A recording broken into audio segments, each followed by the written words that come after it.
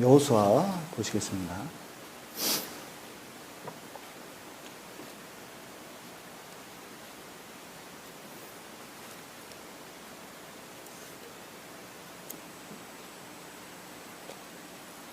여호수아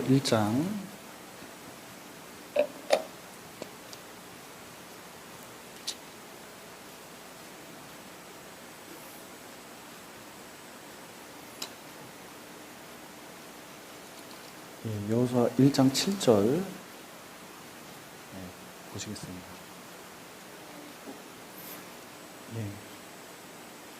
하품은 너무 큰 소리로 안 하는 게 좋겠습니다. 자는 건 용서하는데 하품 소리는 쉽진 않네요. 자 1장 7절 제가 읽겠습니다. 오직 너는 마음을 강하게 하고 극히 담대히 하여 나의 종 모세가 내게 명한 율법을 다 지켜 행하고 좌로나 우로나 치우치지 말라. 그리하면 어디로 가든지 형통하리니. 여기 그리스도인의 균형 잡힌 신앙생활에 대해서 교제해 보도록 하겠습니다. 사실은 이제 성경에 균형이란 단어 자체가 없습니다. 그래서 없는 내용을 성경에 맞춰서 설교한다는 것은 생각보다 쉬운 일은 아닙니다. 그리고 그렇지만 또 성경에서 여러 가지 진리를 포함하고 있기 때문에 이에 대해서 한번 교제를 해보고 슬라이드를 요즘 인공지능이 잘 만들어주는데 글자는 약간씩 틀리더라고요. 이해해 주시고 봐주시길 부탁드리겠습니다. 그런데 성경에서 균형은 찾을 수는 없지만 개념은 많이 있습니다. 그래서 실제로는 뭐 절제라든지 질서라든지 이런 것이 균형을 말하고 있거든요. 그래서 사실은 이 균형은 신앙생활을 하는데 굉장히 중요한 개념 중에 하나라고 할 수가 있습니다. 왜냐하면 하나님께서 이 세상에 창조하신 모든 세계에 균형을 맞춰서 이 세상을 만들어 놨고 또 잘 살펴보면 그 원리를 알 수 있도록 그리고 일반화해 놨기 때문에 그리스도인도 피할 수 없습니다.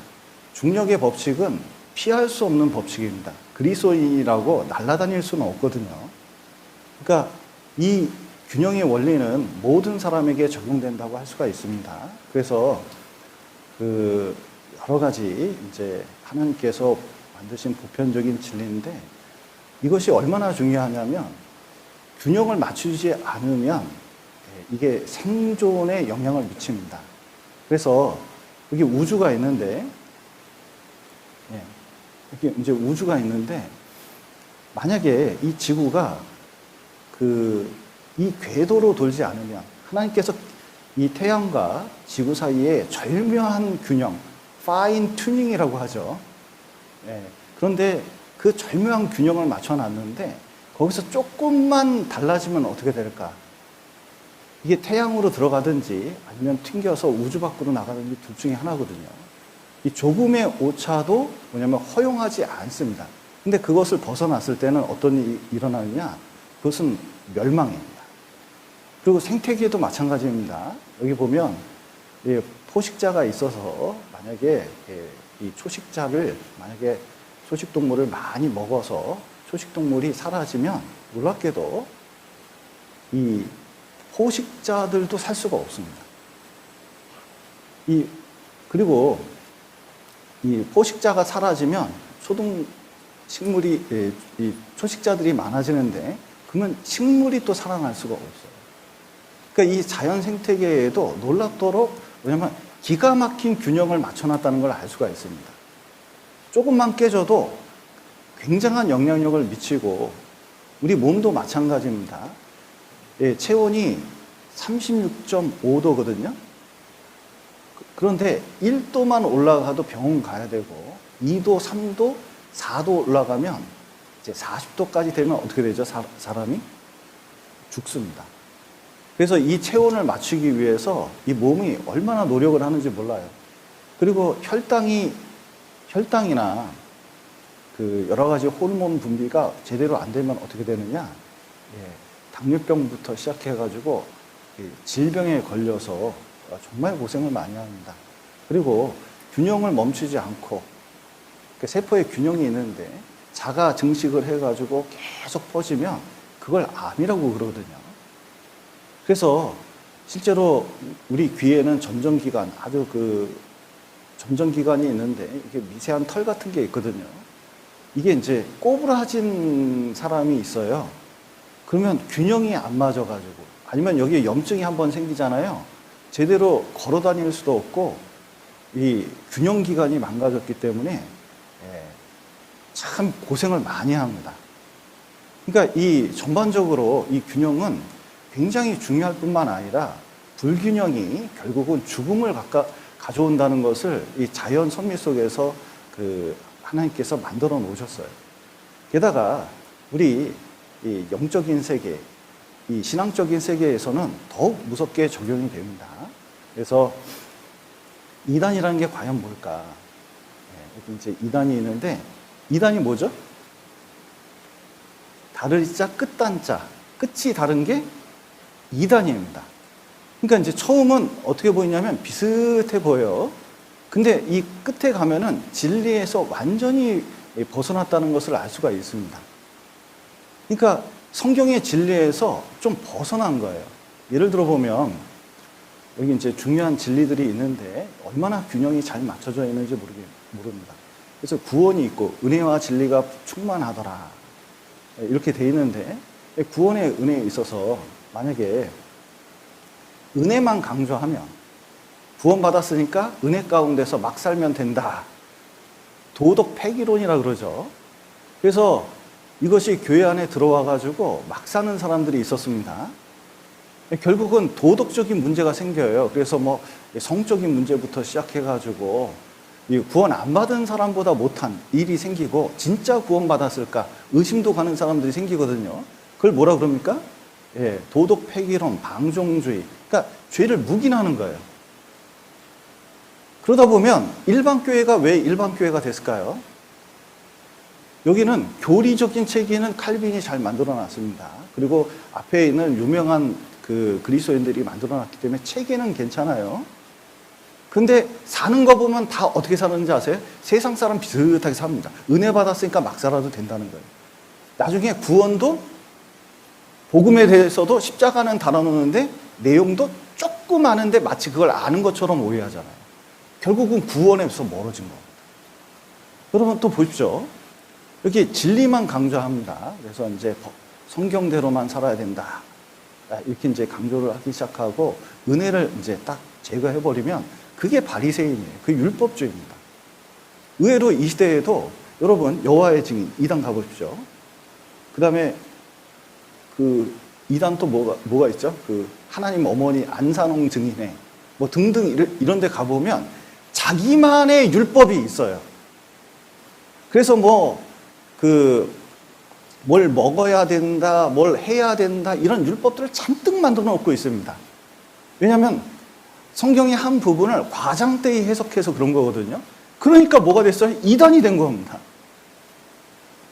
그렇기 때문에 복음에 대해서 알더라도 어떻게 알아야 되느냐? 성경대로 정확하게 균형 있게 알지 않으면 결국은 그게 오해가 돼요. 여러분 사랑에 대해서도 마찬가지고, 여러분이 성경에서 있는 단어도 성경에 적절하게 생각하는 법이 있습니다. 그런데 그것이 지나치면 뭐가 되느냐? 여러분 생각의 갈등을 일으키고 나중에 그게 신앙의 혼란도 일으킵니다. 여기 보시면 예수님은 하나님이실까요? 아니, 이런 질문을 하는데 대답을 안 하는 건 왜 그런 거예요, 도대체? 자, 예수님은 하나님이신가요? 예. 예수님은 참으로 하나님이십니다. 그리고 예수님은 참 인간일까요? 반쯤 인간일까요? 아니면 섞였을까요? 100% 인간일까요? 목소리가 점점 작아지는 것 같습니다. 예. 자, 예수님은 100% 인간, 100% 하나님. 이게 이제 성경의 진리거든요. 근데 인간의 머리로 참 이해하기가 힘든 게 있잖아요. 그러다 보니까 사람들이 이걸 가지고 수많은 이단을 만들어냅니다. 하나님 밑에 예수님이 계시고 천사가 있고 인간이 있다. 이런 식으로 이제 뭐냐면은 그 균형 성경에 있는 대로 믿는 것이 아니라 그 잘못된 그 성경 해석 때문에 균형 있게 해석하지 못하기 때문에 결국 영지주의나 여기 이제 자유주의 뭐 이런 것들이 생기는 거거든요. 또 구원에 대해서도 자, 하나님이 전적으로 우리를 구원하실까요? 인간은 믿어야 될까요?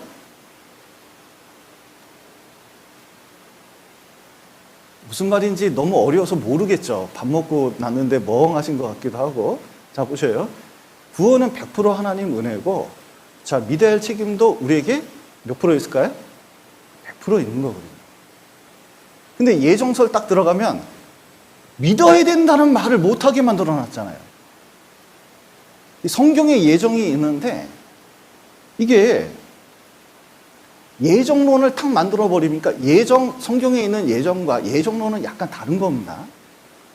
그래 놓으니까 사람들이 이게 헷갈려 가지고요. 아직까지도 이게 말씀 들을 때 이게 장애가 되는 사람들이 많이 있거든요. 그러니까 성경에는 구원 하나에도 여러 가지 균형을 맞춰서 해석해야 된다는 걸 알 수가 있습니다. 특별히 구원받은 사람의 생활이 있습니다. 여기 신앙생활이 있는데 구원받은 사람의 신앙생활을 보통 이렇게 얘기하잖아요. 배가 있는데 우린 이제 바다라는 세상에서 이렇게 살고 있습니다. 그런데 이 소금물이 이 배 안에 들어갈까요? 안 들어갈까요? 안 들어가죠. 이 하늘과 이 바다 사이에 그 경계선에 균형을 맞추고 이 노를 저으면서 앞으로 나아가는 게 신앙생활이라고 할 수 있거든요. 그래서 우리는 세상에 있지만 세상에 속하지 않았습니다. 그러니까 어떻게 되면 우리가 하나님의 자녀처럼 살아야 되고 또 세상 속에서는 빛과 소금으로 살아야 되잖아요. 그러니까 거기에 아주 심오한 균형이 있다는 걸 알 수가 있습니다. 그래서 여기 이제 여호수아서에서 이렇게 말씀하십니다.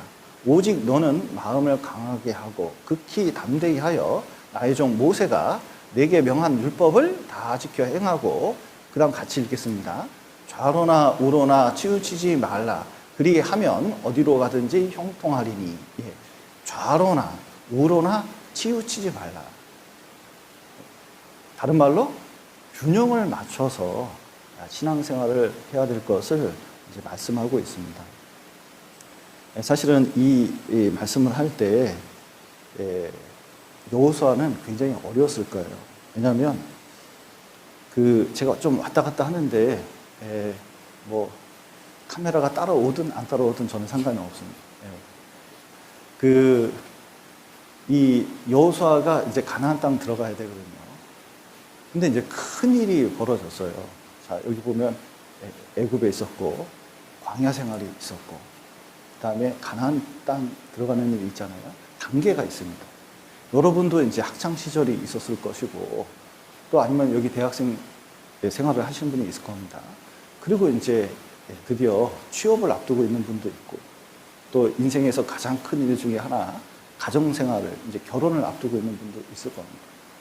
그러니까 여러 일을 군대를 앞두고 있는 분도 있을 수 있네요. 그러니까 여러 일을 앞두고 있는데 이게 인생에서 작은 일들이 아니에요. 근데 다 처음 경험하는 것들입니다. 그런데 어렸을 때는 부모님 슬하에 있었잖아요. 그리고 이제 부모님이 이 책임도 져주고 보호도 해줬는데 앞으로 갈수록 뭐냐면 자기가 더 책임져야 되는 일들이 생기는 거예요. 그런데 그 중요한 시기에 부모님 돌아가셨다고 생각해 보셔요. 이건 결코 작은 일이 아닙니다. 그런데 여호수아가 당한 일이 그렇습니다. 40년 동안 이제 모세 그늘 안에서 신앙생활을 했거든요. 모세가 누굽니까? 모세는 이 이스라엘의 기둥 같은 선지자거든요. 하나님의 대리자였잖아요. 하나님과 같은 존재처럼 느껴질 정도였어요. 구약 성경에서 가장 뛰어난 선지자였습니다. 그리고 그분 때문에 광야에서 이스라엘 그 말 안 듣는 이스라엘 백성들을 뭐냐면 여기까지 끌고 온 거거든요. 그런데 이제 광야를 이렇게 통과했는데 가나안 땅 들어가야 되는데 가나안 땅 어떤 곳입니까? 40년 전에 가나안 땅 딱 들어가려고 하는데 세상에 정탐꾼 보내자 해가지고 자기도 한번 갔다 오고 그리고 거기는 땅이 좋다고 얘기를 했더니 땅은 자기를 잡아먹는 땅이고 성은 막 하늘 끝까지 다 있고 거기 있는 사는 백성들은 안악 자손이라 이게 뭐 거인들이고 이거 우리를 보기에도 메뚜기가 어떻게 이기냐 그래가지고 대성통곡했거든요. 여기까지는 뭐 그래도 들어줄 만하는데 그 다음 무슨 일이 있었냐면 여호수아가 저들은 우리 밥이다. 이게 하나님 말씀이 명령하셨고 젖과 꿀이 흐르는 그 땅이니까 가자 했더니 어떻게 했습니까? 돌 들어서 쳐 죽이려고 그랬잖아요. 그러니까 말을 안 들어도 이렇게 안 듣는 백성이 없어. 자기 주장이 이렇게 강해. 모세 말도 겨우 들었는데 이제 젊은 내 말을 들을까요? 안 들을까요? 더군다나 가나안 땅 들어가야 되는데 이 가나안 땅은 산지예요. 여태까지 광야만 평지만 이렇게 갔는데 산지는 전쟁하기가 어렵습니다. 지금도 세계 어떤 나라가 우리나라 쳐들어와도 우리나라에서 전쟁 승리하기가 어려워요. 왜 그럴까요? 북한을 우리가 쳐들어가도 압도적인 군사력 가지고도 점령하기가 어렵습니다. 산에 숨으면 답이 없어요. 그런데 자기들은 지리적인 내용도 잘 모르잖아요. 그러면은 이제 게다가 이스라엘 백성은 어쩌면 다 목동 출신이에요. 전쟁 해본 적도 없어. 무기라고는 들어봐야 뭐 칼 같은 것도 별로 없고. 그런데 저 가나안 족속들은 철병거. 요즘 말로 하면 뭐냐면 탱크입니다. 탱크. 옛날에 마차바퀴에다가 이 철병거니까 이 마차바퀴에다가 창 같은 거 이렇게 달아놔서요. 위에서 탁 들고 말이 달릴 때 쫙 보면서 찌르고 흩으면 이건 뭐 사람이 이게 견딜 수가 없어요. 철병거로 무장되어 있고 성벽은 높고 그리고 지리도 잘 아는 그 민족을 쳐들어가서 땅을 차지해야 되는데 이 일을 해야 되는 사람이 누구냐면 책임을 맡은 사람이 여호수아인 거예요. 여러분 올해 좀 봉사 좀 맡으셨나요? 좀 뭐 책임 같은 거 좀 맡으셨습니까? 뭐 대학교에서 뭐 대학교 뭐 하라고 그러고 공부는 많고 취업도 해야 되고 뭐 여러 가지 이제 가정일도 있고 뭔 모임과 행사가 이렇게 많은지 그리고 정말 해야 될 일은 이렇게 이제 많은데 또 앞에 과연 내가 졸업하고 나서 그 원하는 직장을 또 얻을 수 있을지 또 결혼은 제대로 할 수 있을지 여러 가지 두려움이 있을 수 있거든요. 이때 과연 내가 어떤 해답을 가지고 하나님께서 우리에게 무슨 말씀을 하시는지 그것을 들을 필요가 있는데 그게 여호수아 1장 7절인 겁니다. 좌로나 우로나 치우치지 말라고 균형을 잡으라고 말씀하신 거예요. 우리 같으면 뭐라고 할까요? 전쟁을 해야 되거든요. 지금 요즘 세계가 전쟁을 곳곳에 하니까 전쟁할 때 뭐가 좀 힘이 될까요? 한국한테 좀 탱크 좀 더 아니면 뭐 K9 자주포 정도 좀 비행기 좀 원조 좀 해주세요. 이런 게 힘이 되지. 좌로나 우로나 치우치지 말라. 이러면 이거 뭐지? 그럴 거예요. 하나님도 이 어려움을 당한 우리에게 뭐라고 말씀하시냐면 좌로나 우로나 치우치지 말고 균형 잡힌 신앙생활을 하고 하나님 믿고 나아가라고 말씀을 하고 계신 겁니다. 그래서 실제로 이 많은 어려운 상황 속에서 균형을 잡는 것은 굉장히 중요하다는 거죠. 그래서 여기 이제 모세가 죽은 후에 그랬는데 사실은 굉장히 철병거도 있고 안악자손이 있고 견고한 방어체계가 있는 이곳에 들어가서 참 우리 보기에도 메뚜기 같은 그 민족이 과연 이길 수 있을까? 이때 우리에게 주는 말씀은 균형을 잡으라는 거예요. 왜냐하면 자 보셔요. 이때 하고 싶은 게 있어요. 뭐냐면 도망갈까? 안 한다 그럴까? 아, 목사님이 왜 날 그렇게 보셔가지고 왜 열심히 하라 그러지? 주여, 죄를 보내소서. 그러니까 이제 좀 피하고 싶고 도망가고 싶을 수 있거든요. 그리고 또 한쪽은 뭐냐면은, 자, 이런 거예요. 여호수아가, 난 모세가 아니야. 나는 힘들고, 여기,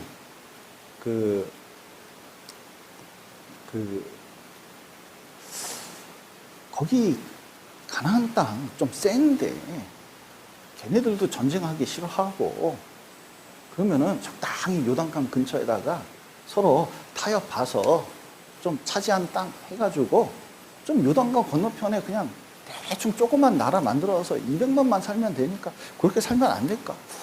굳이 하나님은 어렵게 그냥 쳐들어가서 전쟁하라 정도가 아니잖아요. 어떻게 하라고요? 가나안 땅을 싹 쓸어버리는 거예요. 싹 쓸어버려. 언제 끝날지 모르는 전쟁을 끊임없이 하라는 뜻이잖아요. 아니, 해도 너무하지. 이렇게, 그러니까, 그거는 하나님 말씀이고, 원리 원칙이고, 그냥 적절하게 이 정도니, 이렇게 해봤다. 이게 이제 타협을 볼 수도 있었거든요. 그러면 이제, 문제는 뭐냐면, 둘 다, 죄송합니다. 이게 이제 어떤 일이 생기냐면, 이게 포기하고 달아나잖아요? 결국은 신앙이 실패한 거예요. 이게 눈에 보이지 않는 실패입니다. 결국은 하나님 앞에서 자기 인생 자체가 의미 없게 돼버리는 거예요. 이건 망한 겁니다. 근데 타협을 하잖아요? 이 타협을 해도 뭐냐면 하나님 보시기에는 우상숭배와 똑같은 거예요. 왜냐면 가나안 땅의 우상을 받아들이지 않으면, 그 문화를 받아들이지 않으면 같이 섞여 살 수가 없거든요. 이 결국은 어느 쪽을 선택하든지 이것은 이제 실패로 결정나는 겁니다. 그래서 여기 균형이 무너지면 사실은 이 영적인 이 모든 것들, 이런 것들도 무너져요. 여기 이제 군인이 우리는 칼싸움하는 시대가 아니라서 칼싸움을 할 때 확 베잖아요. 칼을 들고 확 베잖아요. 뱉는데 약간 피해서 힘 줬는데 잘못 균형을 잡으면 이 칼이 어디로 갈까요? 자기 다리로 가거든요. 사실은 칼싸움이 이게 되게 위험한 거예요. 이 칼싸움에서도 가장 중요한 것은 자세입니다. 이게 균형을 잘 잡아야 돼요. 그리고 여기 보시면 균형을 안 잡고 기울어진 그릇에 물을 담으면 결국은 아무리 퍼줘도 이게 결국은 쏟아질 겁니다. 그러니까 내가 얼마나 균형을 잘 잡느냐에 따라서 하나님께 받은 것도 틀려져요.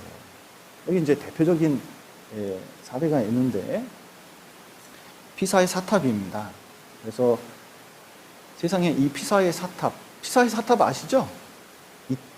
이탈리아에 가면 그 피사의 사탑이 있는데 꼭 신혼여행 이탈리아로 가면 한번 보고 오시면 좋겠습니다. 그런데 여기 보시면 이거 하나 짓는데 177년이 걸렸습니다. 그리고 최고급 대리석. 왜냐하면 이게 피사 공화국의 이탈리아에 있는 한 공화국, 피사 공화국의 대표적인 작품을 만들려고, 종탑을 만들려고 가장 비싼 대리석을 썼습니다.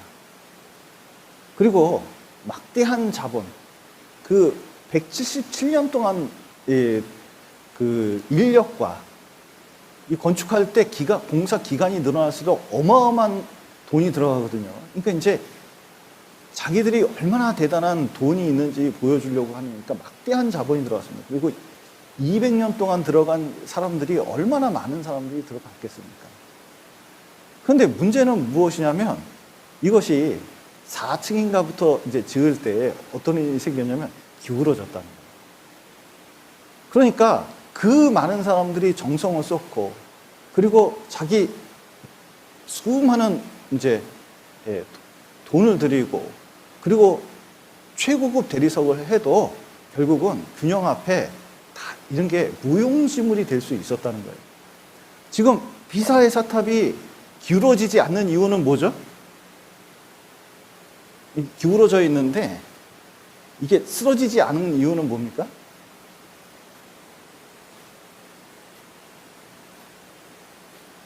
예, 기울어졌으면 진작 쓰러져도 쓰러졌는데 와이어로 땡기고 지금 좀 묶어놓고 있어서 그런 거. 여러 가지 방법을 써서. 지금은 기술이 좋아져가지고 세우면 세울 수 있는데 저거를 더 기울어지지 않게 하려고 얼마나 많은 노력이 있었는지 몰라요. 위험하니까. 그러니까 균형이 한번 무너지면 이게 아무리 오랜 동안 노력을 하고 최고급 정성을 다하는 대리석을 쓰고 노력을 해도 균형 한번 무너지면은 사실은 다 무너질 수 있다는 걸 보여주는 겁니다. 우리 신앙생활도 마찬가지입니다.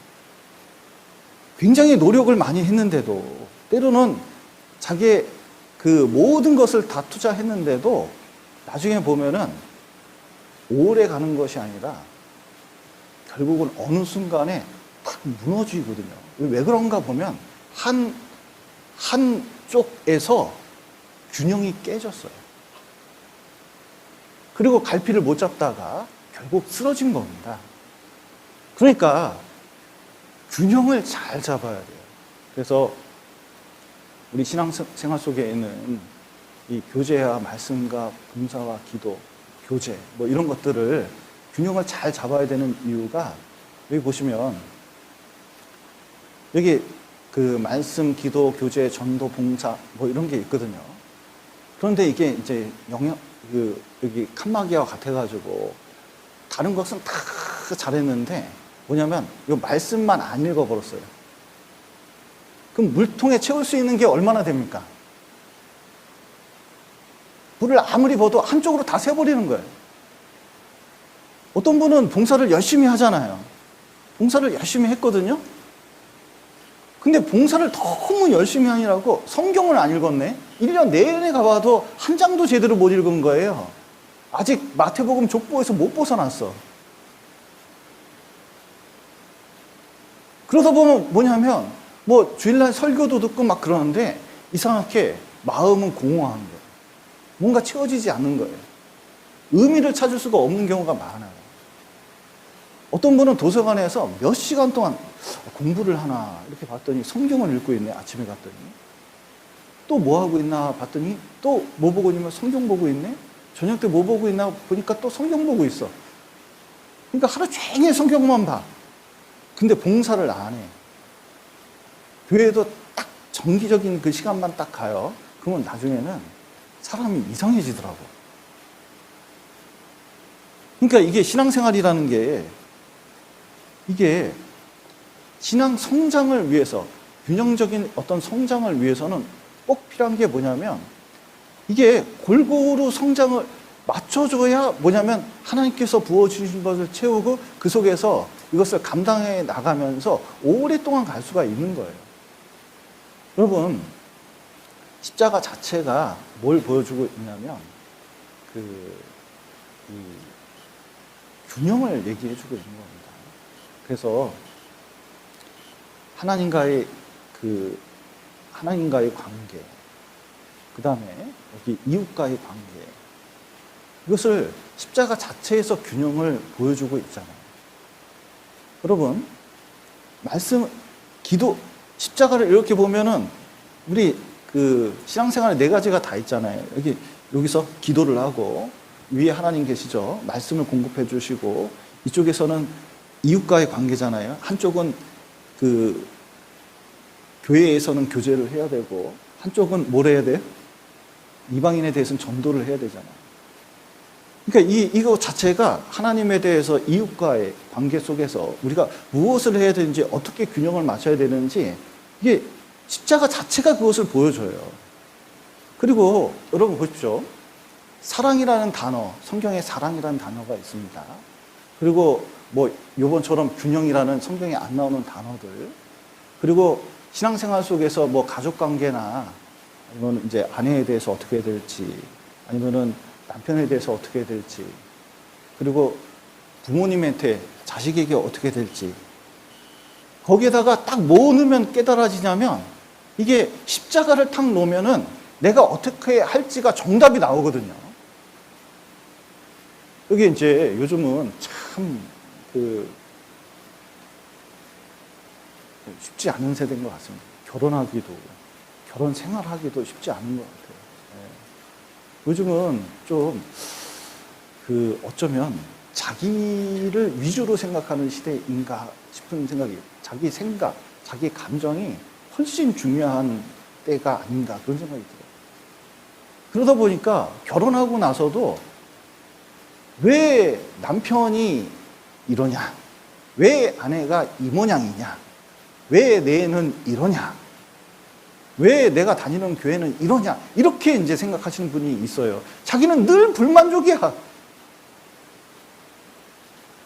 그런데 이제 가만히 생각을 해보면 한참 상담을 해요. 내 별의별 상담을 다 해요. 그걸 쭉 들어보면은 듣다가 참 이 멘탈이 좋아야겠구나 그런 생각도 들어요. 진짜 참 이런 얘기를 내가 듣도 보도 못한 얘기를 많이 듣거든요. 일상생활 하다 보면. 그런데 거기에 공통점이 하나 있어요. 공통점이 뭐냐면 다 십자가는 빠져 있어요. 자기가 십자가에서 달려서 희생해야 될 것은 다 빼버려. 남이 안 해주는 것만 얘기하는 거예요. 그러니까 하나님의 역사가 하나도 이게 안 일어날 뿐만 아니라 자기 상황에 대한 이해가 전혀 떨어져요. 자기가 뭐가 문제인지도 몰라. 어떻게 해야 될지도 몰라. 왜냐하면 십자가를 빼버리니까. 여러분, 성경에서 정말 모든 것에 대해서 이해하려면 십자가를 이해할 필요가 있습니다. 그래서 여기 보시면 이 성경에 고르반 있잖아요. 하나님께 드리면 하나님이 부모님을 알아서 하시겠다. 내가 신앙생활 이렇게 열심히 하면 하나님이 알아서 내 가족도 어떻게 보살피고 어떻게 잘 되고 뭐 하겠지. 이런 사상이에요. 그런데 하나님은 그게 아니에요. 여러분, 십자가가 머리만 있는 게 아니잖아요. 뭐에 대해서도 해야 돼요? 양쪽에 대해서도 해야 돼요. 그래야 십자가가 이루어지는 거예요. 그래야 거기서 내가 죽을 수가 있어요. 그리고 진정한 의미를 발견할 수가 있어요. 그러니까 또 세금 문제, 이게 동전 하나 보여주면서 가이사에게 세금 내는 게 맞냐 틀리냐 예수님 시험하려고 하는 거지만 예수님은 기가 막힌 대답을 하셨잖아요. 예, 가이사의 것은 가이사에게, 하나님 것은 하나님께 돌리라. 세금 문제를 얘기했지만 사실은 그 안에 뭐가 담겨져 있냐면 사회생활도 세금도 정직하게 내야 될 것을 알려주고 계신 거잖아요. 직접 본인이 내시면서. 우리가 신앙생활을 하면서 마땅히 해야 될 도리들을 해야 된다는 것을 예수님도 알려주고 계시는, 균형을 맞춰야 돼요. 그래서 만약에 신앙생활 이렇게 오랫동안 달려가야 되는데 여러분 참 이 성경에서는 처음이 중요할까요? 마지막이 중요할까요? 처음이 중요합니까? 마지막이 중요합니까? 마지막이 중요해요. 여러분, 처음은 다 예수님 같고 바울 같은 마음을 가질 수가 있습니다. 그래서 여러분 벌써 이 2026년도 첫 해 시작되면 좀 마음이 좀 열심히 살아보겠다는 생각을 좀 하시죠? 안 읽었던 성경도 좀 읽고 기도도 하고 좀 새롭게 열심히 좀 살겠다는 마음이 좀 들잖아요.